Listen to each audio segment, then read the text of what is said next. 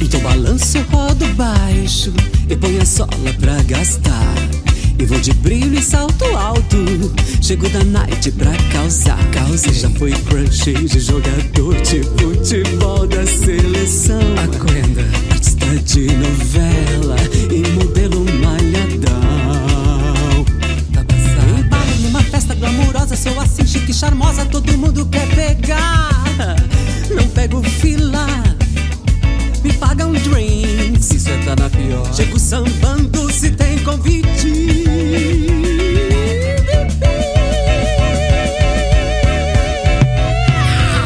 Tô tudo no meu pé, doido pra pegar. Me deixa. Mas hoje eu decidi, só quero a pista e o som pra balançar. Tá passada. Olá pessoal, boa noite. Nós estamos iniciando o nosso encontro aqui, a nossa conversa, nessa Semana do Orgulho LGBT. Tá? Então é o Festival Sou Assim e está começando o Pajubá Gay. Nós temos aqui como convidados, temos o Pedro Jordão. Olá Pedro, tudo bom? Olá. O Tiago Rocha. Oi Tiago. Boa noite, gente, tudo bem? E o Rildo Veras. Diga aí, Rildo. Olá, Cioli, boa noite pessoal. Bem, todos estão aqui apresentados, é um prazer enorme estar com vocês. Muito legal por ter aceito o nosso convite. Certamente nós teremos um papo muito interessante e divertido também, tá? Então, para começarmos, eu tenho uma pergunta que tem a ver muito com essa semana, a questão do orgulho LGBT. Nós estamos na semana que celebra esse orgulho, né? Há muito tempo, em outros países já tem essa discussão sobre o Gay Pride, da questão do orgulho, e é relativamente recente, apesar das paradas LGBT, já tem um tempo aqui no Brasil. Para vocês, como é definir esse orgulho? Qual é a definição de orgulho LGBT? Quem quer começar? Então, acho que para mim a definição de orgulho, ela está muito ligada à identidade, né? Quando eu me aceito enquanto gay, quando eu me reconheço nessa categoria enquanto gay e sou bem resolvido, estou bem comigo mesmo, e se eu pudesse nascer novamente e optar e escolher, queria ser gay de novo, eu acho que nesse sentido eu estou expressando o orgulho. Para mim, o orgulho ele se manifesta sobretudo na identidade, quando você valoriza essa identidade, esse ser diferente, né? Porque não é tranquilo, não é fácil em um país heteronormativo a gente ser diferente, ser o patinho feio, né? E aí, apesar dessas contradições todas, apesar dessa sociedade que está aí LGBTfóbica, você sentir-se bem consigo mesmo e sentir orgulho de ser o que você é, e se você pudesse optar e nascer de novo nessa identidade, eu acho que isso é a essência do orgulho gay. Tem que ter uma autoestima sempre em dia, né? Isso. Às vezes mais do que qualquer outra pessoa. Isso. Obrigado, Tiago. Obrigado, Rildo. Eu acho que segue também muito a questão da cobrança que tanto a sociedade quanto a família nos traz, né? A gente escuta muito eu vou ter orgulho do meu filho porque ele é médico, vou ter orgulho do meu filho, da minha filha porque é tal coisa. E a gente escuta muito de os pais não terem orgulho de filhos LGBTs, né? E cabe a nós mostrarmos para a sociedade, para os nossos pais, para todo mundo, que nós sentimos orgulho de sermos quem somos, né? E valorizar muito isso, de que nós não somos diferentes de ninguém por sermos gays. Menos aqui. Só complementando, Tiago, talvez seja tirar aquele mais. Olha, fulano é um ótimo filho, fulano é um ótimo profissional, mas... Né? Então vamos deixar de tirar esse mais. Vamos dizer que, inclusive, ele é gay, sem necessariamente ter um mais, como Exatamente. Se fosse um defeito entre tantas qualidades, né? Eu já acho que é mais que autoestima em dia. Eu acho que é coragem e amor próprio. Eu acho que orgulho tem a ver com você se amar e se apresentar como você se ama, como você é, independente do que vão falar. Aí eu tenho orgulho de ser quem eu sou, tenho orgulho de fazer o que eu faço, de me relacionar com as pessoas com quem eu me relaciono. Tenho orgulho disso. Eu faço questão de me colocar assim. Eu acho que isso é orgulho para mim. Eu acho que quando você trouxe também no início da questão das prides, das paradas, é também da gente se posicionar politicamente, né? De nos orgulharmos e mostrarmos existimos e precisamos ter políticas públicas voltadas para a nossa realidade, né? E aí a gente tem um contraponto uma divergência quando a gente está falando aqui de a gente se orgulhar quem somos, e aí surge a questão do orgulho heterossexual. Não significa que os héteros não tenham orgulho de serem héteros, mas tem uma simbologia de por que a gente comemorar do orgulho LGBT, o orgulho de ser gay, e sim em busca do respeito, da dignidade, da socialização que a gente precisa ter na sociedade, né? É um pouco dessa coragem que eu falo, né? Você não precisa ter coragem para ser hétero. Você não é questionado por ser hétero. Mas você precisa ter para ser LGBT no Brasil. Você precisa ter coragem o tempo todo para se autoafirmar mais uma vez, diariamente, dizendo: eu gosto disso, eu estou bem assim, eu vivo bem assim e não tem nenhum problema em ser gay. Eu queria, até aproveitando o tema ainda, eu tive a oportunidade de participar muitos anos atrás, já tem um tempo, de uma visita a uma instituição americana em São Francisco, que trabalhava com questões relacionadas à AIDS, e ela estava com uma campanha chamada Gays Life. E eu perguntei, eu estou em São Francisco, né, a Meca mundial, a capital LGBT, como é que vocês estão fazendo uma campanha sobre a questão do orgulho para gays? Eu disse, porque a questão do orgulho para gays é algo muito sério. Mesmo numa cidade como São Francisco, a quantidade de pessoas que vêm de várias partes do mundo, onde seus pais se envergonham de ter o filho gay, onde a autoestima, quando eu coloco nesse sentido, foi o tempo todo massacrada, sempre é interessante estar dizendo: olha, você importa, você é interessante, e você tem que ter orgulho de você mesmo, do que é. E não está só, né? E não estamos está sozinhos. E acho que o oposto do não orgulho, ele vai se expressar exatamente nas violências que os próprios LGBTs praticam contra si mesmos, né? Contra o número de suicídios de LGBTs, por exemplo. Então, acho que isso é fruto desse não orgulho, é fruto dessa cobrança da sociedade, da família, que o Tiago também falou, né? Desse controle social sobre as vidas LGBTs, né? Então, acho que essas violências, quando praticadas pelos próprios LGBTs, elas refletem esse não orgulho, essa não coragem de expressar esse orgulho. E é interessante porque nessa luta, nesse caminho, a gente tem visto alguns avanços e algumas questões que são recentes até. Como, por exemplo, está tendo uma expressão que foi corriqueiramente utilizada como pejorativa, que é o termo bicha, né? Quem não ouviu ou não foi atingido por essa terminologia em algum momento, ela está sendo trabalhada por alguns grupos com o intuito de livrar essa conotação. Né? Assim, não é mais tanto os grupos gays, como também de lésbicas, de desmistificar a palavra sapatão. Né? E aí, porque ela representa uma identidade, ela representa uma resistência, segundo os grupos e algumas pessoas que defendem o uso comum desse termo. Vocês se sentem à vontade de serem chamados de bicha? Quando é que o termo incomoda? Se incomoda em algum momento? Então, depende de onde vem, né? Então, se for entre a gente, entre a comunidade LGBT, né, é super tranquilo, soa naturalmente, né? Bicha, vem cá, ei, bicha, senhora dona bicha, a senhora dona bicha. Mas se você vai passando na rua, ei, bicha, aí já... Aí você responde, né? Bicha, né? Não, pra senhora dona bicha. Senhora dona bicha. Então, depende do contexto, né? Então, de onde vem, como vem... Isso. Né? Então, depende do contexto. Em alguns, entre nós, é super tranquilo. E aí, acho que ressignificar, né? Pegar as palavras, acho que é uma grande sacada pegar, né, as palavras e ressignificar, né? Dar novo valor a elas, né? Bicha, sapatão. Uhum. Né? Então, é um exemplo também de resistência, né? De construção, de fortalecimento dessas identidades. Eu acho que a solidificação dessas identidades perpassa sobretudo por ressignificar esses conceitos que a sociedade jogou na nossa cara, né, e joga cotidianamente como pejorativo, como o ruim, e a gente pega esse negativo e ressignifica e transforma. E é interessante isso, né, de ressignificar, porque quem de nós nunca ouviu criança, adolescente, a vida inteira, isso como xingamento, né? O tempo todo. Assim, eu tenho memórias de muito pequeno, eu nem sabia que eu era gay ainda, nem me entendia, nem pensava sobre sexo, sobre afetividade, relacionamento. E lembro as pessoas dizendo que eu era bicha. Ah, bichinha, ah, viado. É interessante isso, né? E por isso também acho muito importante ressignificar. Porque se somos o que estão chamando a gente, que estão dizendo que nós somos, qual o problema, né, de ser bicha? Eu acho que é questão de que seja com orgulho, né? Baseado no que a gente ia falar. A questão é ter coragem e orgulho e dizer, sou mesmo, e aí? E aí deixa de ser um xingamento, né? Deixa de ser um problema. Mas isso também é uma evolução, né? Um crescimento de nossas identidades também. Né? Porque eu acredito que há 10 anos atrás, a gente ser chamado, ouvir ser chamado de bicha, pelo menos para mim, era uma situação muito mais pesada. Havia uma carga aí de violência muito grande. Hoje aí, estamos mais empoderados com vários trabalhos que são realizados aqui em Pernambuco. Tem um documentário chamado Bichas, né? Eu acho que já tem um tempo, esse documentário já tem uns 6 anos, acredito. E isso vai fortalecendo, vai trazendo as possibilidades e a gente se fortalecendo também de dizer, ó, eu sou bicha, né? Eu tenho um grupo de amigos que a maioria é hétero, acho que só eu e meu marido que é gay, né, no ciclo, e aí muitas vezes surge, né, entre eles, oxe, né, tu é frango, tu é fresco, não sei o quê.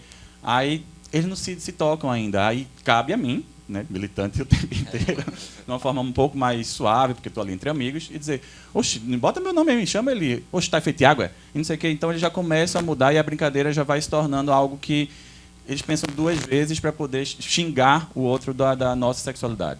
É, né? como em alguns jovens é muito comum chamar o outro de viado, né? Uhum. Ei, viado. E quando esse ei, viado não representa necessariamente a sexualidade da pessoa que está sendo chamada, né? É aí uma ressignificação também. Eu estava uma vez também, perdão, o meu Não, carro, continua, meu carro já dirigindo, livre. meu irmão, eu estava meu irmão dirigindo do lado dele, e aí, coisa de trânsito, e aí passa, um carro cortou ele, aí ele, vai, viado, não sei o quê. Eu disse, chama meu nome, vai, Tiago, não sei o quê. Aí, são essas coisas que a gente tem que desconstruir, porque é tão natural, naturalizado, vamos dizer natural, é tão naturalizado em algumas circunstâncias que a gente precisa quebrar isso. Mas eu eu queria só retomar um pouco a fala que o Rildo colocou, assim, que depende de quem fala, de quem diz o termo. Porque, por exemplo, para algumas pessoas, quando o termo bicha é dito por um heterossexual, às vezes até um heterossexual do meio, uma pessoa que quer se sentir mais à vontade, e faz, ô bicha, vem cá. Né?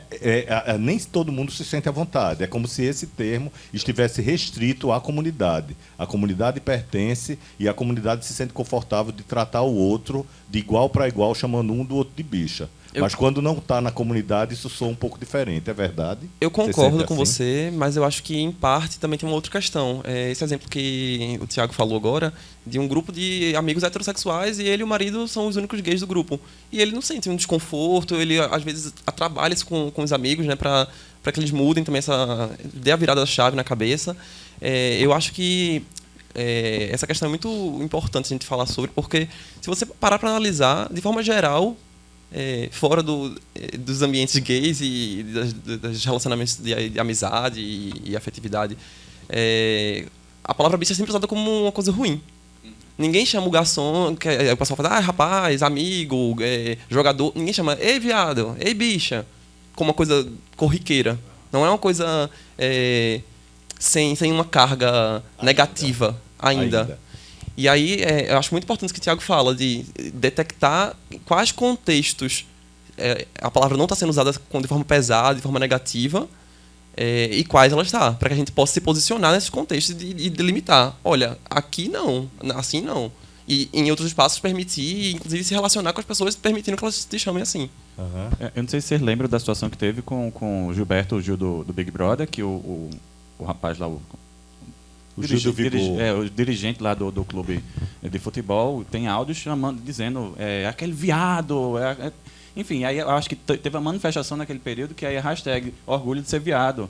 E aí a gente, com licença, a gente vê isso com frequência. Por exemplo, há mais tempo ainda teve o Ronaldinho, o Neymar, falando acerca do namorado da mãe. Não sei se vocês lembram de um áudio que ele falou, aquela bicha, aquele viado, alguma coisa assim. Raramente alguém vai falar o termo bicha, quando não está entre gays, de uma forma que não seja pejorativa.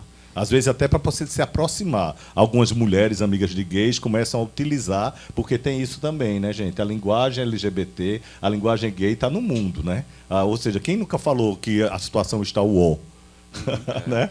Então, assim, tem alguns ditos dialetos, além do dialeto pajubá, que já virou corriqueiro na boca de gente que necessariamente não é LGBT. Bofe. A mulher diz, vou me encontrar com o meu bofe. Bofe era uma linguagem exclusivamente gay, né? Uhum. Então, assim, eu acho que tem essa questão também. Mas vamos continuar, que tem muita coisa ainda pela frente, né? Se deixar, a gente não para, né? E vai estar achando ótimo, é assim mesmo. Vamos lá. A conquista do casamento igualitário, ele foi um grande avanço, óbvio, né? Inclusive, cerca de um mês atrás, foi conquistado 2 anos, se eu não me engano, já, do casamento igualitário, reconhecidamente pela Justiça.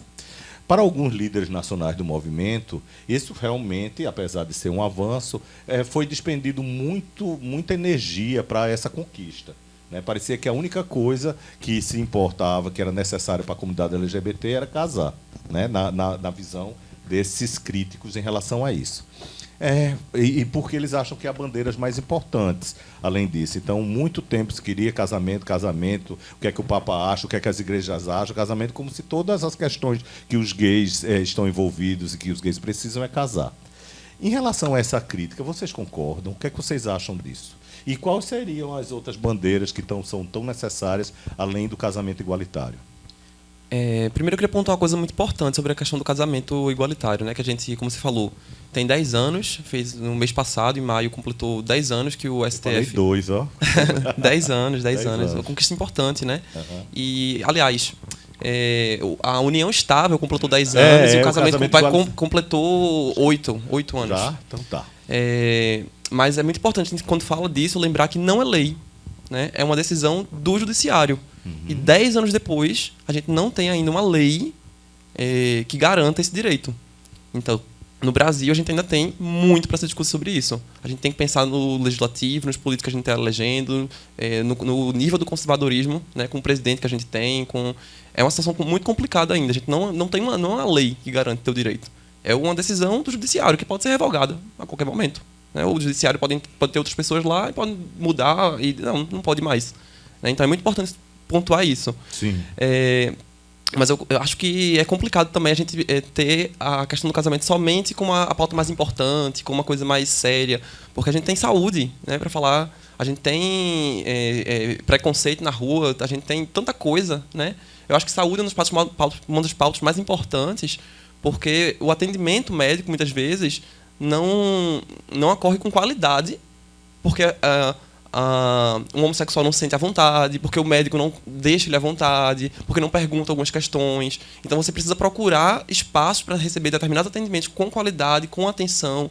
Se a gente for falar sobre, que aí mais uma vez é um problema também reduzir a isso, sobre infecções sexualmente transmissíveis, a gente acaba caindo, quando fala de saúde de LGBT, acaba caindo nisso. Não é só isso, né? Uhum. E mesmo assim, a gente tem que pensar nessas questões também. Uhum. Compreendo. Diga, Tiago.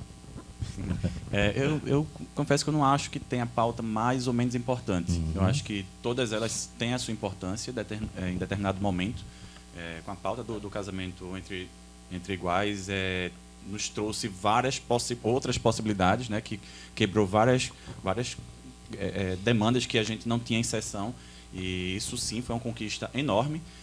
Eu acho que quando se traz essas diversas pautas e a pauta do casamento, a gente começa a ter outras inserções em outros lugares, sim, termina fortalecendo outros campos.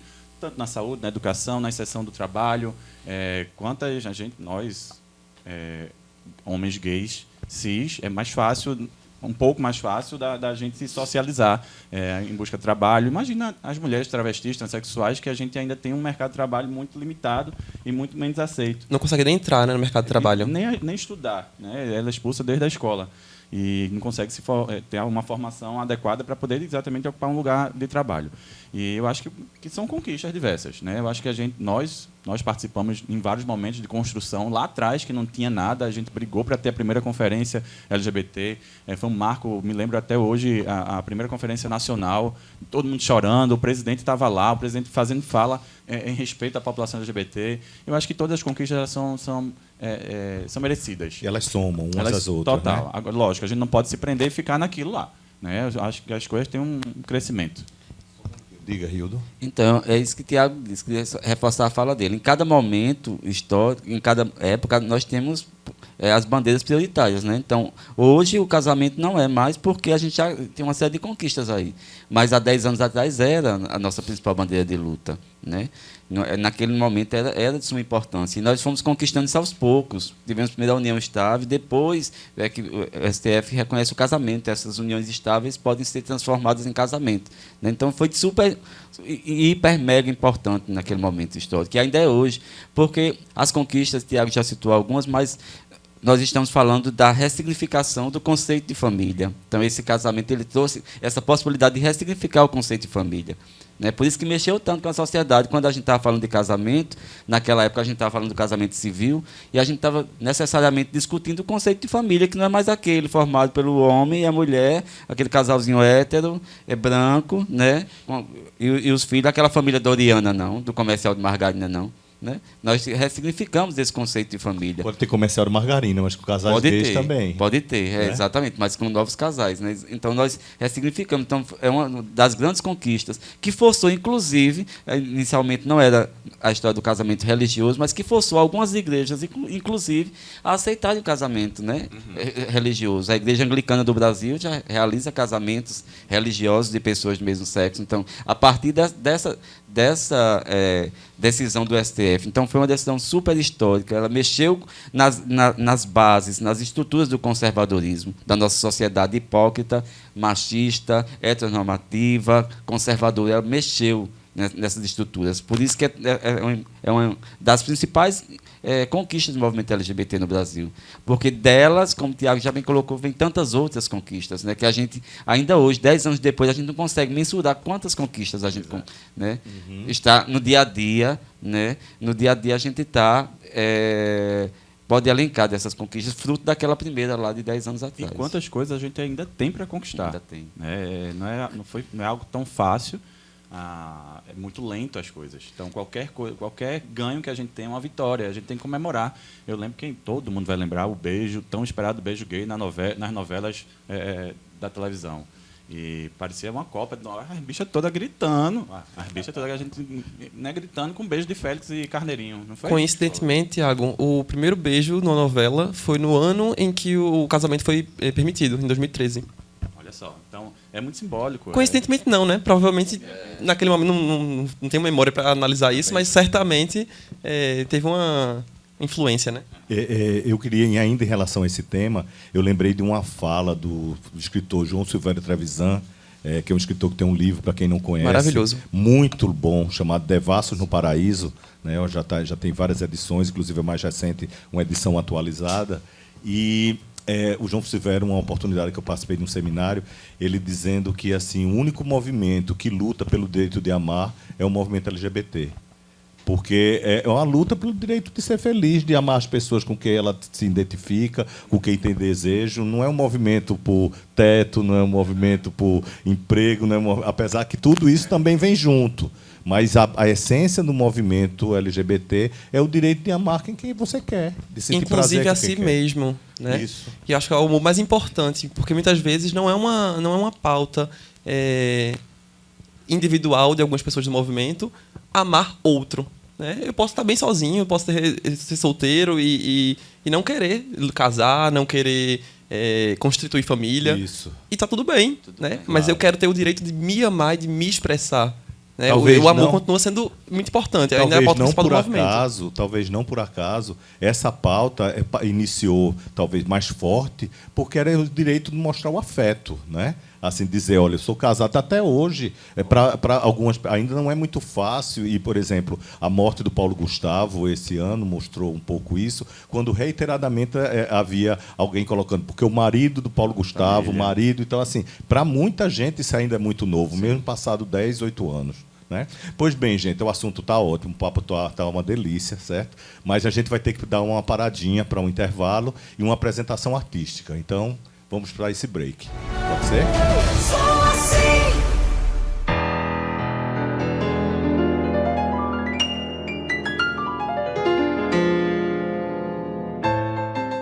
Minha vida é gay, minha vontade é gay, meu desejo é gay, minha saúde é gay. Minha casa é gay, o meu tapete é gay, meu gato é gay. A cor da minha pele é gay. Tenho sonhos e bocejos gays, meu champanhe é gay. Eu compro bananas gays, canto músicas gays, escrevo poemas gays. Minha áurea é gay. Sou gay em meu tempo e lugar, como um frasco de vidro temperado ou a porcelana Limoges, fazendo par com um faqueiro que repousa solene em seu estojo black. Sou gay tom sur tom, vaporoso como as astalmeias vermelhas pipocando na primavera. Sou gay cromato, gay alpaca, gay bambu, gay. Meu fogão é gay, minha cutícula é gay, minha saladeira é gay, minha parede é gay, minha fazenda é gay, meu semáforo é gay. Minhas verdades são gays, minha ressaca é gay, meu cacófato é gay. Gay! Gay! Gay! Gay!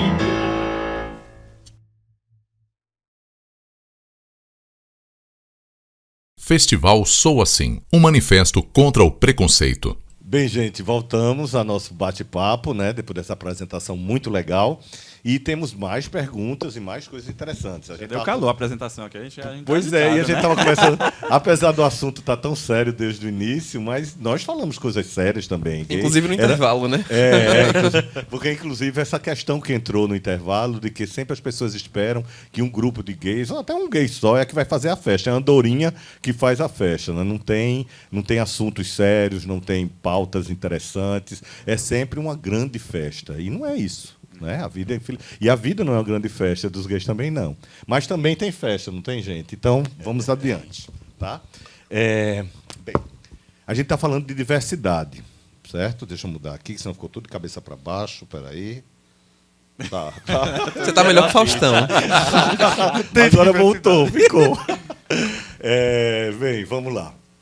Na comunidade gay, há estilos e formas diferentes de assumir essa identidade, né? Porque as pessoas acham que o nome homossexual é homogêneo e que homossexuais são iguais, todos, né? É uma massa única. E a gente percebe que não é. Assim como os héteros, apesar que o próprio nome hétero já é diverso, os homossexuais também são diversos.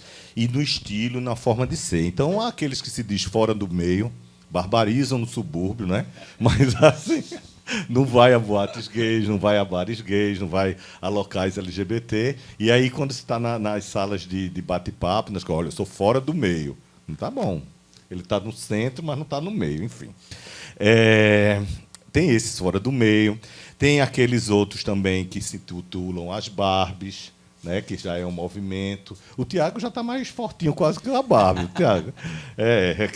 Quem não sabe, as Barbies é um termo até que já está antigo, né? Já está ficando. Acho que já tem outras terminologias para identificar. Tem a broderagem, né? Que nas redes sociais hoje, a broderagem são os brothers que se curtem.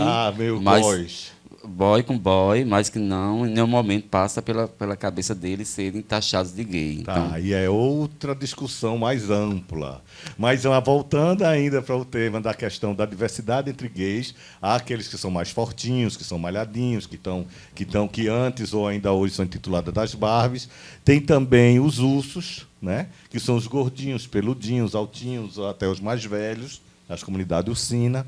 Tem as pintosas ou afeminadas, né? Oi. As POC, olá. Então, assim, é uma variedade de tipos também muito interessante dessa diversidade. Agora, por outro lado, tem um povo que diz assim, que o grupo gay, que as pessoas gays são um grupo desunido. É um grupo desunido. Né? Eu queria saber se vocês acham isso, se existe preconceito no meio gay e como resolver essa questão. Se há, né? Porque se não existir, não tem o que resolver. Mas o que vocês acham disso? Vamos? Falar. Não foi tanta pergunta aí. Olha aí, então. Tem várias coisas aí. Só enumerando. A questão que a gente fez uma introdução dizendo da diversidade entre o meio LGBT, né? No meio gay, especificamente. Aí as perguntas são: os gays podem se caracterizar como um grupo desunido? Certo. Essa é uma. A outra questão, né? Existe preconceito no meio gay, entre gays, certo? E se existe, como resolvê-lo? Tá. Eu acho massa a diversidade. Eu acho que a diversidade não só no público gay, mas nós somos diversos. Somos 4 homens gays aqui, gays ou bis, ou seja lá... A terminologia que melhor identificar. Como cada um se identifica. E somos totalmente diferentes um do outro. Temos aqui o pessoal também nos bastidores que somos diversos. Né? E isso eu acho que é muito plural. Eu acho que hoje em dia não tão as nomenclaturas não estão sendo tão aplicadas. Eu acho que é um pouco mais do nosso tempo. Né? E quando a gente começava a rotular, e os guetos eram muito marcados com esses denominadores. Hoje em dia, eu acho que está um pouco mais fluido, as preocupações é muito mais dos tipos de relações, né? Se é poliamor, com quem se relaciona, se não se relaciona, enfim, tem outros caminhos que tudo fica muito desatualizado. Eu, por exemplo, tem várias coisas que eu não sei, né? Que vão surgindo, o jovem aí traga várias coisas aí para a gente, mas são denominações que vão surgindo e a gente tem que correr atrás para poder saber o que é. Quanto à desunião, eu acho que não tem uma classe em si que seja unida de fato e seja desunida. Agora, sim, a gente precisa levantar muito a nossa bandeira vamos dizer, a gente não consegue eleger um representante gay numa Câmara de Vereadores. Quando a gente consegue, a gente solta fogos que a gente conseguiu eleger alguém, né, que vai levantar a pauta de fato LGBT, que é algo que a gente precisa muito. Aí sim, eu acho que é um pouco que a gente precisa entender muito mais qual é a importância de ter essa representação nesses determinados lugares para poder a gente se unir e votar naquela pessoa ou eleger aquela pessoa por conta da orientação sexual, e a pauta dela lá dentro vai ser essa. Isso é muito importante. Aí eu acho que a gente tem um pouco de desunião referente a isso. A outra coisa foi... Bem, eu acho que vamos indo. De uma forma geral, acho que você falou tudo, que existe, mas também é natural que assim ocorra, que é perguntando se existe ou não essa desunião, né, que existe momentos que isso ocorre e outros momentos que não, como você especificou. E a questão do preconceito em relação aos tipos gays, onde você cita que hoje a modernidade, os mais jovens, tem tantos tipos que coabitam, que não está mais para prendê-los numa caixinha única, de ter só especificamente esses grupos. Eu acho que você falou algo importante das caixas, né? Quando estou na minha roda de amigos heterossexuais e sempre trazem, né, de por que precisa estar sempre rotulando as coisas. É importante, sim, no momento, a gente trazer as caixas para depois a gente desconstruir essas caixas. A gente precisa, sim, de políticas públicas, que a gente estava conversando antes. Uma política voltada de saúde para a população homens gays. Qual é a necessidade desse público específico? Qual é a necessidade específica? Eu lembro, logo quando a gente começou a trabalhar no grupo de trabalho de saúde, e tinha muito essa pauta da especificação da necessidade de cada gênero dentro das letrinhas. E eu ficava, poxa, qual é a necessidade dos homens gays na saúde? Tem várias específicas, né? Quando a gente vai no urologista, a gente já vai com medo. Para a gente dizer que a gente tem uma prática de sexo anal para aquele médico lá, que era a pessoa que a gente devia ter mais intimidade. Enfim, tem várias coisas que a gente precisa, sim, construir as caixas para depois desconstruir tudo isso, um futuro, espero que recente. Né? E sobre essas caixinhas, é muito interessante, Thiago, que sempre que a gente fala sobre isso, eu lembro de um amigo militante do movimento negro falando sobre esse assunto. E aí ele disse uma frase que eu nunca esqueci e eu sempre comparo ela em relação ao movimento LGBT. Ele disse assim: ninguém faz política pública para moreninho. A política pública é para negro. Então você precisa se autodeclarar negro para que você possa dizer quais são as suas questões, quais são os seus problemas na sociedade, onde é que está o preconceito, e a partir disso o poder público poder fazer políticas públicas para você. E para o grupo que você se encaixa. Isso é visibilidade, né? Isso é visibilidade, né? E a mesma coisa é no movimento LGBT. A gente luta desde o começo do início do movimento LGBT para ser livre, né? Para se expressar como quer, para amar quem quer, de uma forma que não tenha caixas. Mas as caixas são importantes, né? Talvez numa relação, em amizade, a gente não se importa muito com isso, principalmente hoje, como o Thiago estava falando, né? Outras questões começam a ser faladas mais, como poliamor, ou tipos de sexo sem penetração, enfim, outras questões, né? Relacionamento aberto. Mas fora, isso ainda é muito importante. Porque isso é visibilidade, isso é direito, isso é política pública. Eu acho que essa história de ser desunido, eu não compro essa ideia, não, da desunião, não. Eu acho que vocês gays são muito desunidos, né? Não gosto de Rio. Não, Bora falar dela aqui, bora falar dela. Eu acho que a gente tem um movimento LGBT brasileiro, ele só tem crescido, né? Então, é uma causa muito forte. Então, a gente colocava várias pessoas na parada da diversidade, por exemplo, lotar a Avenida Boa Viagem, em prol de uma causa, né? Então, nós estamos lutando em prol de uma causa, de várias identidades ali. Então, isso já nos une. Como é que a gente... Seria contraditório da minha parte dizer, não, a gente é tudo... A gente não se bate bem, é desunido, e está lá na Vida Boa Viagem aquela multidão de gente, né? Está lá em São Paulo, a maior parada do planeta está lá, né, em prol de uma causa. Então, eu não acho que essa ideia da desunião... Agora, nenhum grupo é 100% homogêneo. Tem as diferenças, né?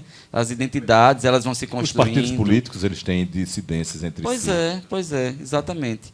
Agora, uma coisa que eu aprendi desde o começo da minha militância, né, no movimento LGBT, é que, assim que eu entrei no movimento, a gente dizia a gente precisa trabalhar. Naquela época, a gente não usava o termo LGBTfobia, era homofobia, né? Então, a gente precisaria trabalhar a homofobia externa e a homofobia interna, né? Então, hoje, eu acho que isso ainda está em voga, né? As LGBTfobias internas. Né? Nós somos fruto de uma sociedade que está aí, que tem um estereótipo, um padrão do que é aceitável na sociedade, pensando no modo geral da sociedade. Então, para você ser aceito, não sofrer nenhum tipo de preconceito na sociedade, você tem que ser o quê? Jovem, branco, heterossexual, de classe média, né? Bonito, então, com dinheiro. Bonito, magro. Né? Então, tudo isso atinge a Eu população. adorei o LGBT. magro para mim. Magro. Eu senti alguma coisa contra os meus quilinhos a mais. Magro. Então, tá hoje, ótimo, no você tá movimento ótimo. LGBT, a gente tem que... Então, tem uns preconceitos. Né, a gente passou dos 40, é a maricona. Já é taxado de maricona, porque eu já passei dos 40, já sou maricona. Né? Aquela maricona. Aquela pintosa. É muito pintosa. As novinhas não né? sabem como são as melhores amizades de as mariconas. Né? Aquela POC, aquilo ali é pão com ovo. Bicho. Então, a gente vai criando esses estereótipos também, né, que são LGBTfobias internas, que a gente precisa trabalhar entre nós também. Né? A gente fala muito do preconceito externo para cá. A gente trabalhou e tem trabalhado esses anos todos o preconceito externo. A gente precisa trabalhar esse preconceito. Veras, eu acho interessante que, quando você fala sobre preconceito interno, a gente pensar que a gente cresceu, a gente aprendeu a viver numa sociedade que é preconceituosa e que ensina a gente a ser preconceituoso. Né? Antes de sair do armário, depois de sair do armário, a gente continua reproduzindo essas questões. No Brasil, a gente aprende a ser racista, a gente aprende a ser LGBTfóbico, a gente aprende a ser machista. E aí cabe a gente, nessa análise que você fala que é importante fazer, né, interna, perceber quando a gente está fazendo isso, ouvir as pessoas quando elas dizem que a gente está fazendo e falando ou agindo de certas formas, para tentar corrigir. A gente precisa assumir que é preconceituoso. Aí vou errar, eu vou cometer erros, eu vou falar besteira. Assim mas todas as vezes que eu percebo e eu sei que é ruim, que incomoda alguém, que atinge negativamente alguém, eu posso mudar. Então, acho que esse ponto é muito importante. Eu queria fazer um Reconhecer o erro. adendo em relação a isso, tratando da cultura da matação. Né, que tem muito comum até Lacração. esse termo, é de lacrar, né? As mais antigas dizem a matação, de matar. A outra da já quer só matação. lacrar, a matação mesmo. Entendeu? Então, assim, tem aquela questão de que vamos dar uma matação naquela bio, então vamos tirar uma onda. Então, isso Algo muito de gueto, né, também. Às vezes também tem uma coisa identitária, de brincadeira, de zoação entre homens. Homens gostam de zoar, seja hétero ou não, né? Tirar onda com a cara do outro, dar apelidos, mas às vezes pode beirar a questão do preconceito, do pejorativo, de diminuir a outra pessoa. Eu tenho um exemplo que falou aqui em política, e somos seres políticos, né? E essa também Todos é uma pauta nós. política. Por exemplo, a eleição do João Willis.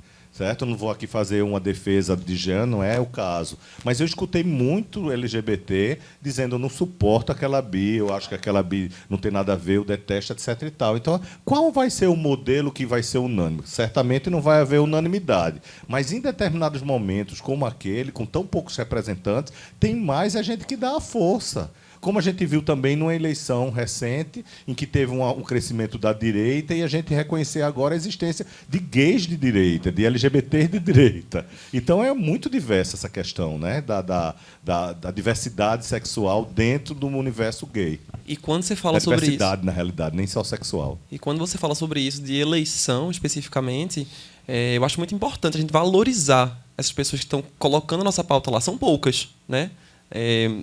Na Câmara Municipal, na Câmara de Deputados e lá, enfim, em Brasília. Mas se a gente não valoriza, a gente não coloca as pessoas para cima, a gente não vai sair do canto, a gente está lutando contra a gente mesmo. Né? Inclusive, eu queria aproveitar que estou falando sobre isso para agradecer a pessoas como o Tiago, né, que está no movimento LGBT há muito tempo, vocês também, ao Movimento Leões do Norte, à TV7 Brasil. Né? Isso é muito importante. A gente tem que valorizar essas pequenas atitudes, que às vezes é pouco, a gente acha que é pouco, mas que, na verdade, representa muito. Né? Exatamente, para as novas gerações também, né? Pois bem, gente, então vamos seguindo, que ainda tem mais 2 perguntinhas interessantes e que vai dar pano para muita manga aqui, para muita conversa, tá? Vamos falar agora de sexo. Eu sei que ninguém gosta, é um assunto assim muito tabu, que a gente tem vergonha de falar, faço. né? Sim. E quando se fala de sexo entre homens, as pessoas imaginam em geral, né? Seja hétero ou não, e alguns gays, inclusive, falam nisso, que há sempre o papel do ativo e do passivo. Né? Alguns héteros, inclusive, perguntam quem é a mulher da história.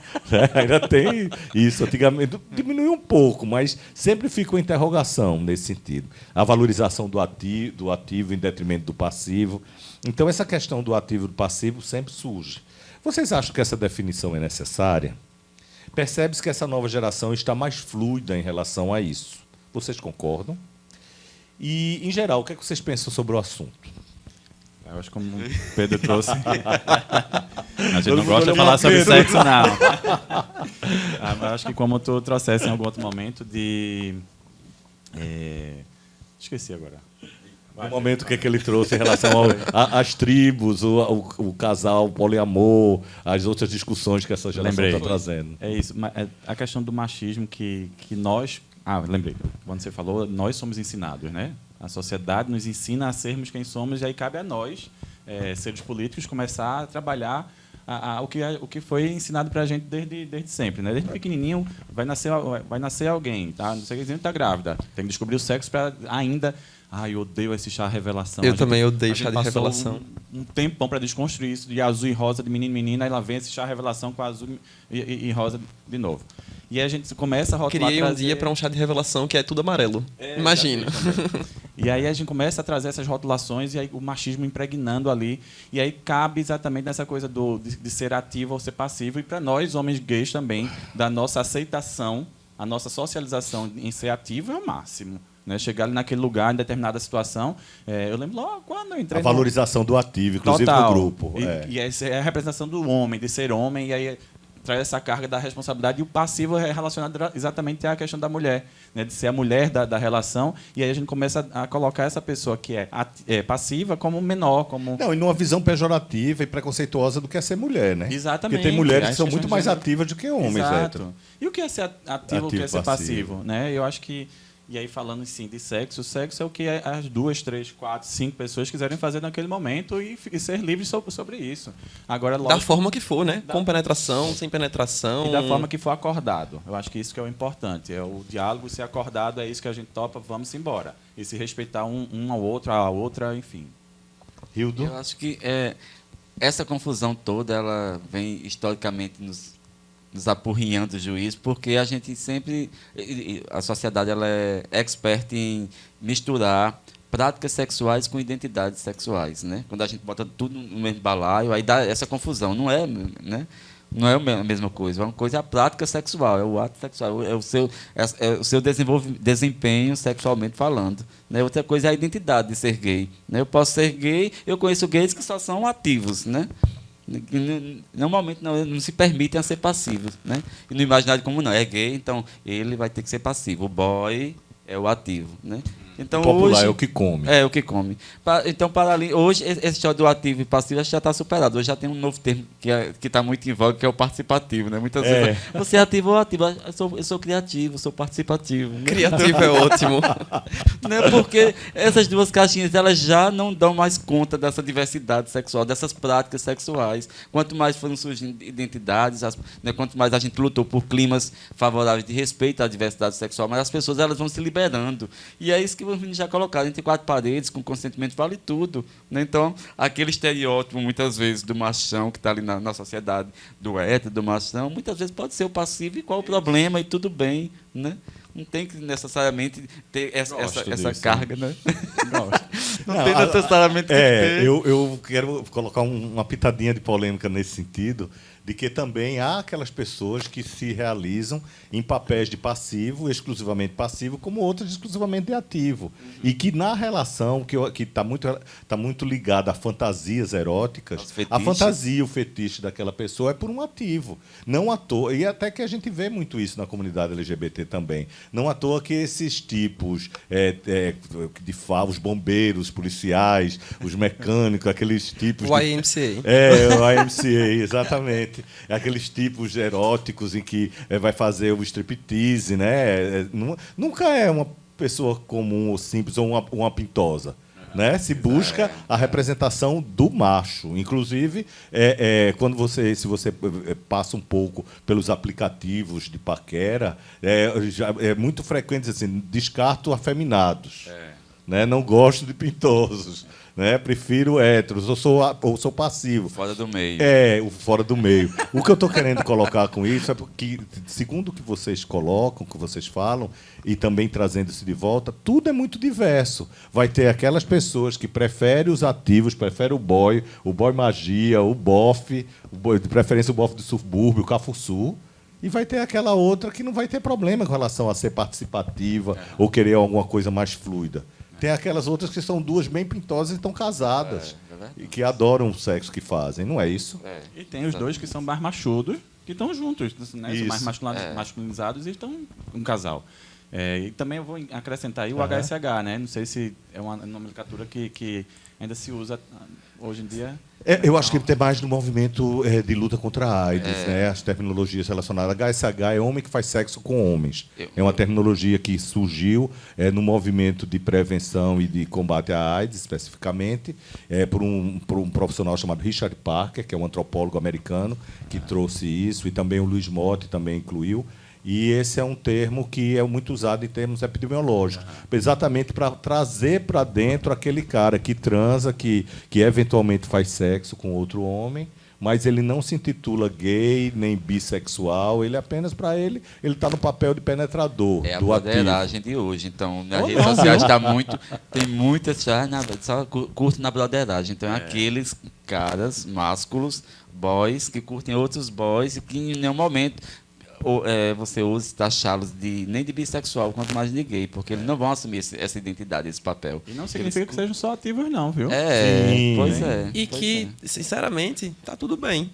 Não atacando o movimento, não atacando outras pessoas, tenha a sua vida sexual como você quiser ter, né? Respeitando o outro e tendo consentimento, tá tudo bem. Né? Mas de uma forma também, no momento que ele nega um posicionamento até de bissexual, ele não está atacando, é tipo assim, não me confundam com gay.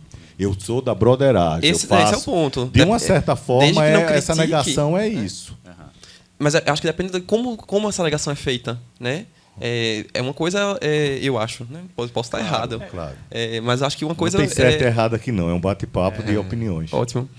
Acho que uma coisa é a pessoa dizer isso. Não me coloque nessa posição. Eu não sou viado, eu não gosto de viado. E usar até aquelas nomenclaturas que a gente falou mais cedo, né?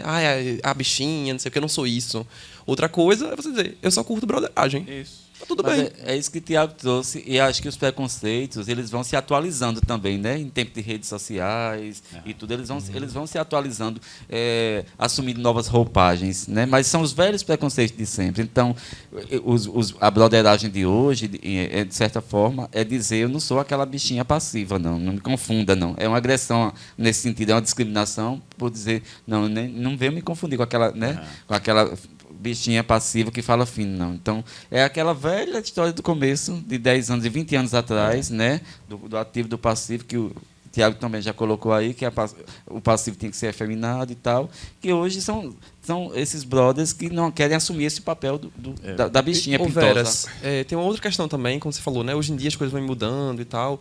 Hoje a gente tem outras questões que são colocadas. Então, a gente tem a passivona, né? A power bottom, que tem orgulho de ser passiva, que tem orgulho de estar naquela posição sexual e que se coloca, assim, inclusive nas redes sociais. A gente tem Twitter hoje como praticamente uma rede social de putaria, de pornografia, em que tem vários caras passivos se expondo e sendo super valorizados dessa forma. Não é a regra, né? Ainda. Não sei nem se um dia vai ser. Mas isso existe já. Né? E antes não tinha. A Célia fez uma pergunta que eu acho muito difícil responder, se é necessário essa nomenclatura de ativo e passivo ainda. Não sei responder se é necessário. De verdade, preciso pensar sobre isso para a gente discutir em outro momento, talvez até na TV7. Mas eu acho que facilita, muitas vezes. Acho que facilita as relações, os encontros, em alguns contextos, né, para algumas pessoas. No meu caso, eu acho que facilita. Eu estava lembrando de uma história, eu fui pesquisador de Nara Vieira, você conhece? Sim, claro. E Narinha foi do mestrado dela e ela precisava de ter três pesquisadores para fazer o campo. E aí eu fui um desses entrevistadores dela, que era uma pirâmide, eu tinha 4 pirâmides. E uma das minhas pirâmides foi lá na Várzea, lá na comunidade da Várzea, aí eu tenho que pegar uma semente dessa, e indica 3 e vai fazendo a pirâmide. E eu escolhi um dos meninos que jogam ali na praça, que eram mais afeminados, ditos gays, né? O gay afeminado lá. E aí comecei com essa semente. E aí ele me indicou mais 3. Aí me indicou mais 3 naquele estereótipo, vamos nos estereótipos, né? Do gay afeminado, sim, tal. Mas eu sei que rolava um jogo ali na praça de queimado, que tinha os boys, chamados boys, que no final tinha premiação e todo mundo se pegava no final. E aí ninguém nunca me indicava um dos boys. Aí, por que ninguém me indica aquele menino? Mas não é só com bicha, não é só com gay? Eu disse, não, a pesquisa é com homens que fazem sexo com outros homens. Eles fazem. Oxe, quem mais faz são aqueles meninos lá. Eu disse, pronto, se você puder, pode indicar um se eles quiserem fazer. Sentadinho na banca da praça, tá, eu chego uma bicicleta, né? Olha, eu vim fazer a pesquisa que ele disse que é o que eu posso fazer. Eu disse, se você quer, quero. Vamos. Aí sentou aqui, você faz sexo com outros homens. Eu como mais bicha ali. Pronto, mas então tá. Um questionário de 100 perguntas. E aí vai, né? Menino, o que era tanta bicicleta parando do meu lado?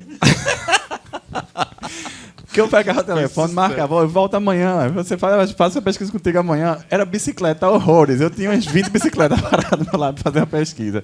E eu acho que isso era algo que a gente tem que quebrar de todos os lados. De quem é afeminado, quem é gay, quem não é, quem...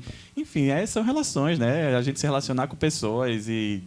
Coincidência, nós, homens, nos relacionamos com outros homens. É isso. É interessante, Tiago, que, por outro lado, eu também já tive depoimentos em pesquisa, e várias outras pesquisas da qual já participei, da dificuldade de alguns gays, principalmente no subúrbio, eles encontrarem uma caixinha, uma definição para si.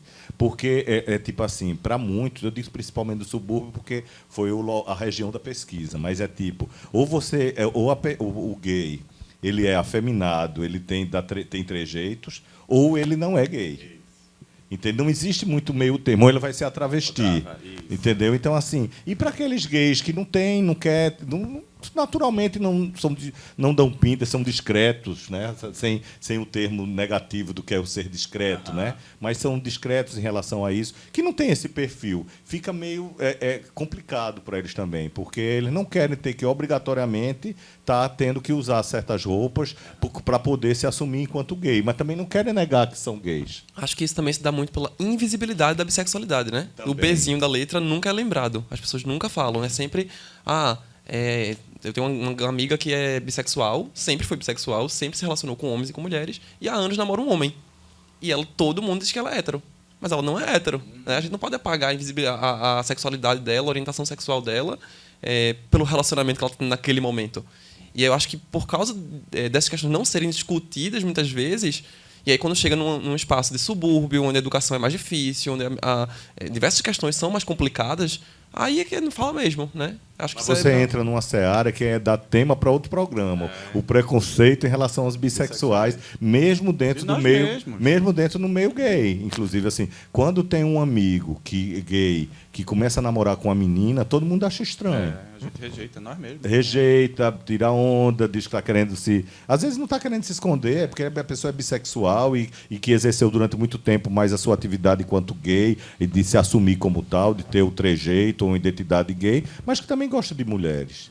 Quem está quebrando um pouco isso são as travestis e transexuais, que às vezes as trans namoram com meninos, com meninas, com homens trans. Eu acho que isso está sendo mais avante do que os homo bi, não é isso?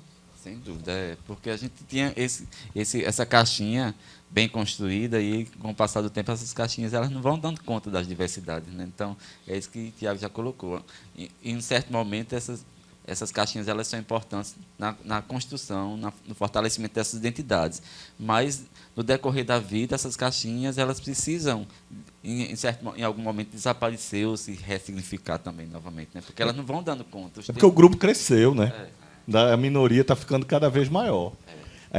Ou está saindo, na realidade nunca foi minoria, ou não era tão pequena quanto a gente imaginava. Mas estamos indo para o finalmente, está muito legal, mas dá a oportunidade de ter outros momentos feito esse, assim, então acho muito legal mesmo. Bem lá, outro tema também que sempre perpassa a questão do cotidiano, do modus vivendi da população gay, que é a relação de troca de sexo por dinheiro. tá? Não é só da relação com os gays, né? Assim, a prostituição propriamente dita se diz que é a profissão mais antiga do mundo, né? E nas relações héteros isso sempre ocorreu sem grandes problemas. Mas quando se trata do meio gay, existem algumas nuances nessa troca por dinheiro. E aí, quando é que isso é válido? É válido? Assim, que vocês acham interessante, naturalmente, que existe essa troca de sexo por dinheiro? E todo homem, o que se chama também, todo bofe, que solicita dinheiro pelo sexo, pode ser considerado um michê? Um garoto de programa? Porque eu estou comentando isso porque é muito recorrente. Inclusive, há muito tempo atrás, teve uma música do João do Morro que dizia que foi o Franco que deu. Né? Rendeu. Então, assim, Pet Shop Boys, né? Deixa saber o Pet que é Shop que ele Boys deu. da música. Rendeu, né? E a gente tem músicas internacionais de Pet Shop Boys falando disso. É isso, né? é o Rent, exato. Então é aquela coisa tipo assim, onde é que está... E não é antigo, até outros pensadores, filósofos já discutiram a relação entre sexo e poder e dinheiro. Michel Foucault trata disso também, né? Tem um vínculo aí, o que o dinheiro significa. Em terapia, e Freud diz que dinheiro está relacionado a afeto. Mas como a gente não vai entrar tão profundamente nisso, eu queria ver com vocês assim... acha natural... Eu conheço gays que odeiam se relacionar com alguém que trate da questão do dinheiro. Que se quer ficar, quer tomar uma cerveja, se a pessoa é economicamente menos favorecida, se é mais pobre, se o bofe é o cafuçu e que de repente quer tomar só uma birita e depois fazer sexo, beleza. Mas depois ainda ter o trocado, certo? O dinheirinho, solta alguma grana, isso incomoda. E o que é que vocês acham dessa questão? A pergunta, você usou uma palavra interessante, que se é válido, acho que foi isso. Se é válido. Eu acho que sempre é válido, se, como o Thiago falou, se é consentido, se está bem para os dois lados, né? Acho interessante a gente colocar, você falou aí se a pessoa for economicamente menos favorecida. Eu usei um termo tão lindo. Politicamente correto. Politicamente correto com economês, né? Depois eu tentei consertar. Mas muitas vezes o garoto do programa não é economicamente menos favorecido. Pelo contrário, ele tem programas caríssimos, né? E pessoas que vivem melhor, inclusive, que outras que têm profissões... A Bi juntou o Vale Transporte. Quando tinha, eu conheço uma que botava... Agora é o cartão do Vem. Negocia o cartão do Vem, o ticket. Mas está lá. Mas isso é muito importante a gente falar, né? Porque a prostituição, quando você diz, é uma profissão que existe desde que o mundo é mundo, né? Desde que mais a gente, antiga do mundo. Né? E existem várias formas de prostituição. Se é válido, eu sempre vou defender. Porque eu acho que é uma questão relacionada a sexo. Sexo está aqui. Sexo não está nos órgãos sexuais, né? Como são chamados. Está na cabeça. Está no tesão, está na vontade, está na imaginação, na criatividade. Então, se existe uma relação, né? Você falou de Foucault, falou de pensadores. Se existe uma relação que dá tesão, que dá vontade, que dá desejo em pagar e estar numa posição ou bancando, ou submissa de alguma forma, enfim, acho que é válido. Se a pessoa está bem, se é o que ela gosta e o outro lado também está bem com isso, está tudo bem. Válido é sempre válido. Eu concordo com tudo que tu traz, mas eu acho que tem o direcionamento de... Aí eu acho que é o perigo para eu ter um tipo de relacionamento só se for pagando, né? Tem várias situações, vários homens gays, vamos trabalhar com homens gays, que só tem a prática sexual com aquele homem lá só se for pagando. Isso eu acho perigoso, isso eu acho não acho saudável, né? Da obrigatoriedade de não poder ter um afeto, não ter um relacionamento afetivo mesmo, porque a gente quer transar, mas sim, para eu ter o relacionamento eu tenho que pagar. Sabe, isso eu acho que muitas vezes é arriscado. Eu tenho várias histórias, né, de alguns amigos, né, não foi comigo não, com os vizinhos, de situações de risco que se coloca, né, de agressão que se tem, que o Michê quer cobrar mais e o combinado foi 10 conto, ele está cobrando 50 agora, e ele não tinha 50, e aí eu vou te matar, eu vou fazer alguma coisa, tem algum tipo de agressão. Né, isso que eu acho muito perigoso, esse tipo de relação. Né, eu acho que não sei qual é o caminho que se faz. Né? Quando eu falo, Thiago, de ser válido, né, concordo com você também, tudo que você disse, mas eu falo de relacionamentos que não são focados na afetividade. Né? Muitas pessoas querem se relacionar sexualmente e ponto. Né? E é um direito dessas pessoas.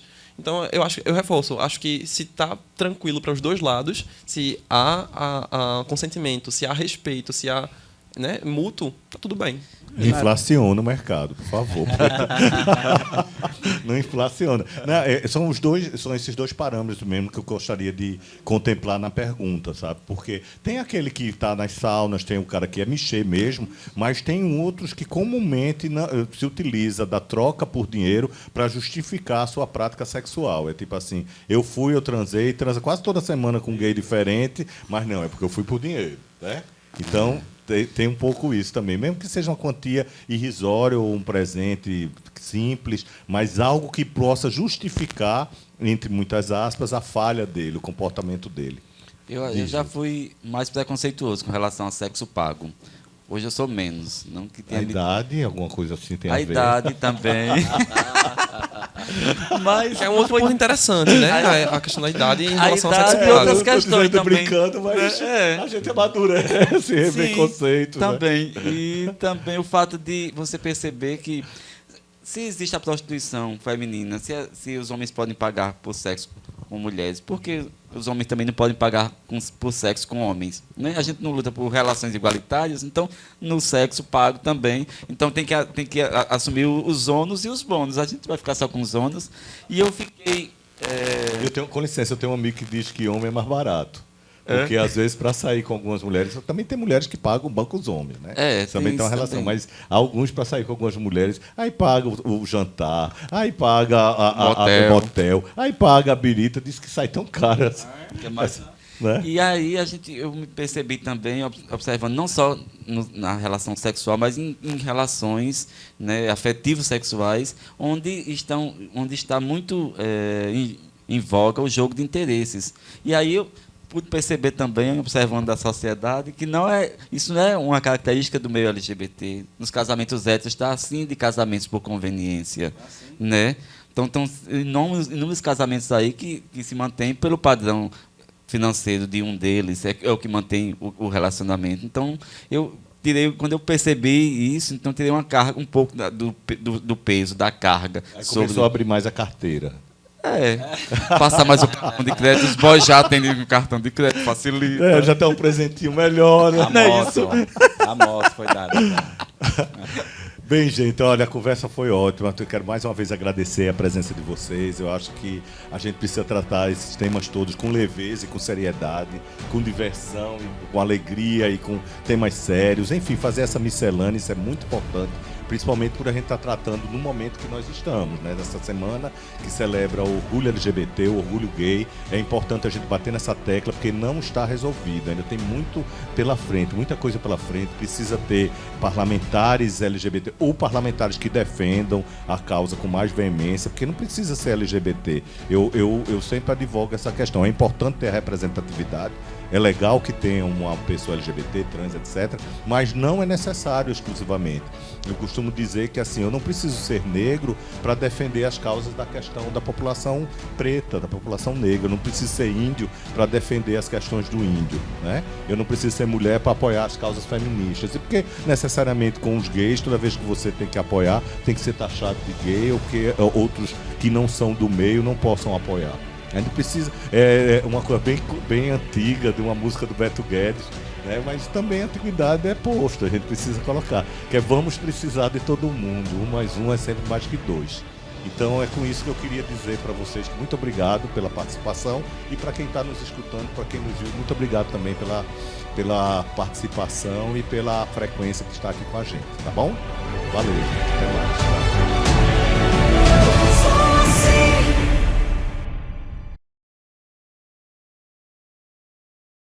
Festival Sou Assim, um manifesto contra o preconceito.